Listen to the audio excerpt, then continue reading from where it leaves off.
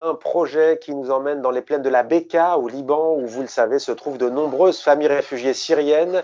Julia de Chambrin a décidé de leur venir en aide à travers son projet Le Voyage de Coco. Il s'agit d'un conte destiné notamment aux enfants pour leur apprendre, par exemple, les gestes barrières face au coronavirus. C'est un projet qui a été retenu par la plateforme Solidarité Covid-19 Francophonie, menée bien sûr par l'Organisation internationale de la francophonie. Bonjour Julia, Bonjour. est-ce que vous pouvez nous parler de votre projet? En quoi consiste-t-il? Le voyage de Coco, c'est un conte pédagogique pour les enfants de 3 à 10 ans qui a pour but de sensibiliser les enfants à ce qu'est le Covid-19 et comment on réduit sa vulnérabilité au virus. Donc c'est un projet qui nous a permis de monter l'initiative Le Bouquin Solidaire, une récolte de financement pour appuyer notre partenaire local, Salam El ADC, qui est notre partenaire libanais et qui intervient auprès des populations syriennes réfugiées au Liban. Donc, cette initiative fait partie d'un projet plus large qui s'appelle Bekaa Connection et qui a pour but d'accompagner ces populations, donc les populations syriennes réfugiées en grande majorité, mais aussi les populations hautes précaires, donc les populations libanaises qui vivent dans des situations parfois très très difficiles. Cette grande aventure a commencé par la nécessité de créer cette sensibilisation, de comment faire pour sensibiliser les enfants sans en fait les terroriser. Parce que c'est quelque chose qui les touche beaucoup. Nous, on travaille depuis octobre 2019 sur les campements de réfugiés syriens pour la réduction des inondations, qui est un problème très récurrent dans la plaine de la Bekaa au Liban pour de nombreux campements. Et en fait, on a déjà travaillé à une sensibilisation avec un ouvrage qui s'appelle Le Camp Jasmine et qui permet aux enfants vraiment d'essayer de comprendre ce que sont les inondations, mais sans en être terrorisés. Le voyage de Coco, c'est un peu la même chose. Donc, il y a Coco, ce terrible virus, qui, avec toute sa tribu, décide de partir en vacances et d'envahir le monde. Et il arrive dans le camp Jasmine, dans lequel se trouvent deux enfants, Julia et Farid, qui vont devoir renouveler leur ingéniosité pour réussir à lutter contre ce virus et à comprendre vraiment quels sont les bons gestes à faire. Donc, on va retrouver l'ensemble des gestes barrières dans cet ouvrage. Le principe de distanciation sociale, comment faire pour éternuer dans son coude, etc. Tout ça vraiment par le biais d'un conte, puisqu'on ne voulait pas quelque chose de très théorique, très scientifique pour les enfants. On voulait quelque chose qui était vraiment potentiellement compréhensible par eux. C'est ce qui nous paraissait le plus important. Alors vous, bien entendu, Julia de Chambrin, vous y êtes rendue au Liban.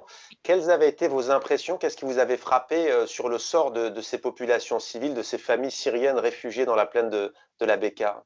Ce qui m'a marqué fondamentalement dans la plaine de la Bekaa, c'est la situation globale, que ce soit des populations réfugiées, mais aussi des populations libanaises. Il y a un vrai problème d'urbanisation dans cette zone qui a engendré énormément de problèmes, notamment de gros problèmes d'inondation.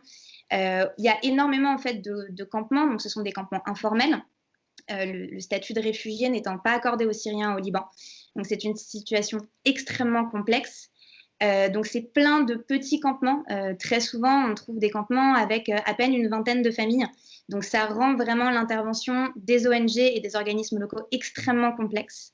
Et puis avec une organisation sociale qui est aussi très difficile parfois à comprendre pour des gens qui ne sont pas syriens, qui ne sont pas libanais, qui ne sont pas palestiniens.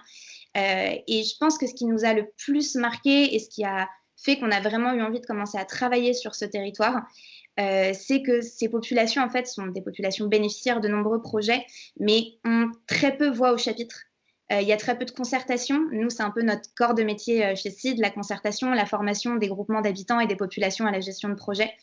Et ça, c'est un vrai manque dans les campements et chez les populations syriennes qui ont l'habitude à recevoir l'aide, mais à ne plus participer au projet. Et nous, ce qu'on cherche vraiment, c'est à les réintégrer dans cette démarche en les sensibilisant pour qu'ils soient vraiment les décisionnaires de ce qu'il se passe sur leur territoire.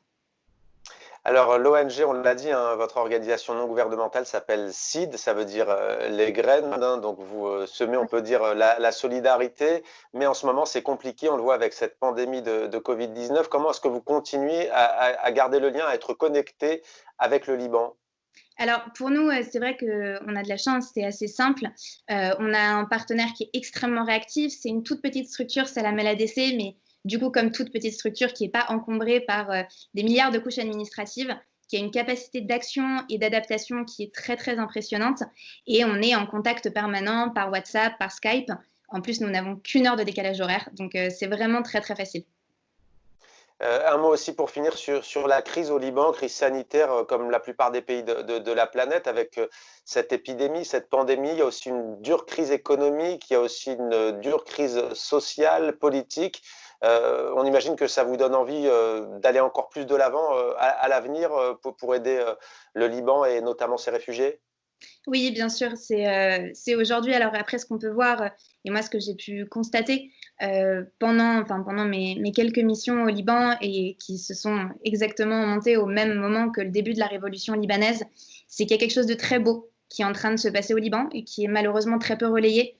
La révolution libanaise, c'est quelque chose qui transcende un peu les origines et les religions, ce qui est complexe pour un pays comme le Liban. Il y a énormément de Syriens qui ne sont pas dans les situations de campement, mais qui participent à la révolution.